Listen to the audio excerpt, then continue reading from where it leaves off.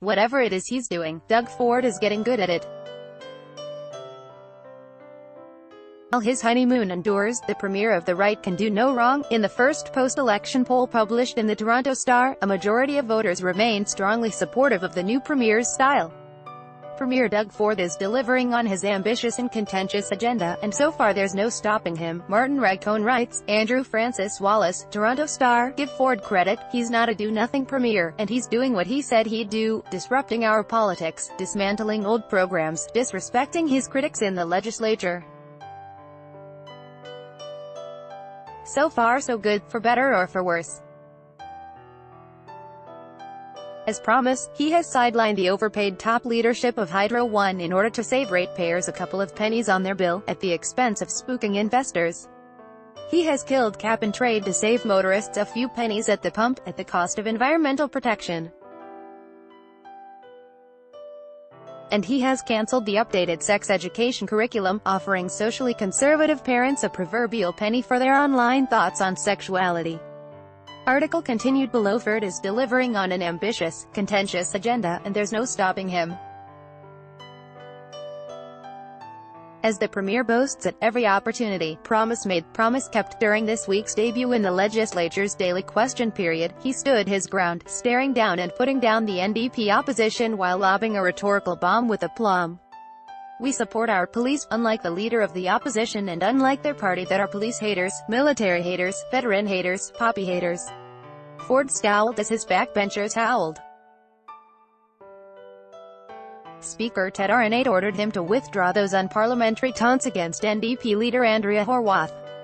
Arnott also admonished PC backbenchers to stop rising reflexively for standing ovations every time their premier spoke. But in his first few weeks on the job, Ford has set out to prove he's no pushover, and that he won't be easily pushed off his agenda. Despite his legislative inexperience, the premier has exceeded expectations while lowering the bar.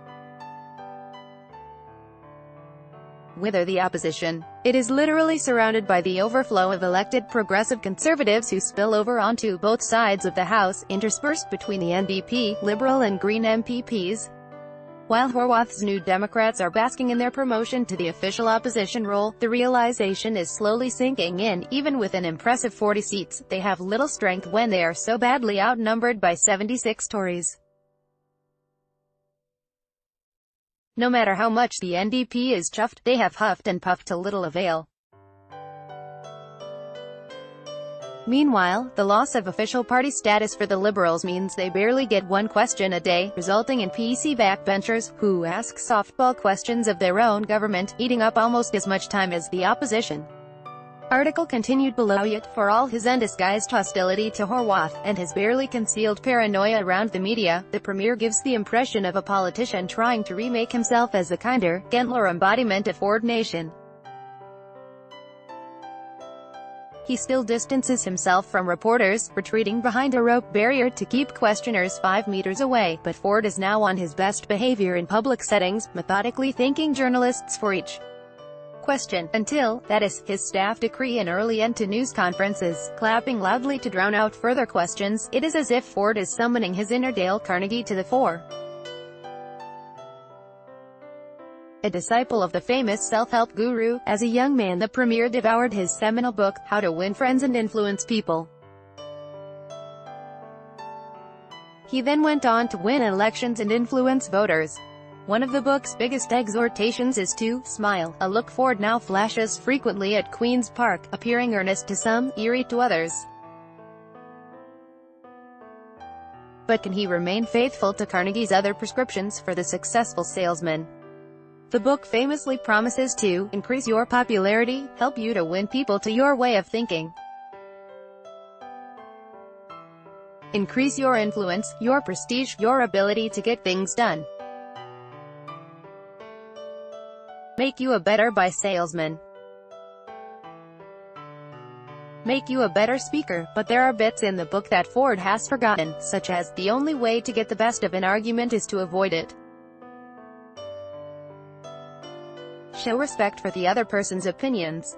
The table of contents begins with "Be a leader, how to change people without giving offense or arousing resentment." Of course, that wasn't quite the Premier's playbook during the election campaign. Offending opponents and stoking resentment seemed persuasive, as Wentworth cast himself as a tax fighter who would sideline those insiders who got rich off of your money. He knew how to side with the little guy, understanding their fears, frustrations and fulminations, precisely as Carnegie prescribed.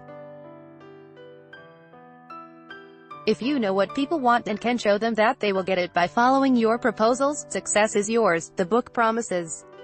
Promise made, promise kept. Martin Regcon is a columnist based in Toronto covering Ontario politics. Follow him on Twitter, @Regcon.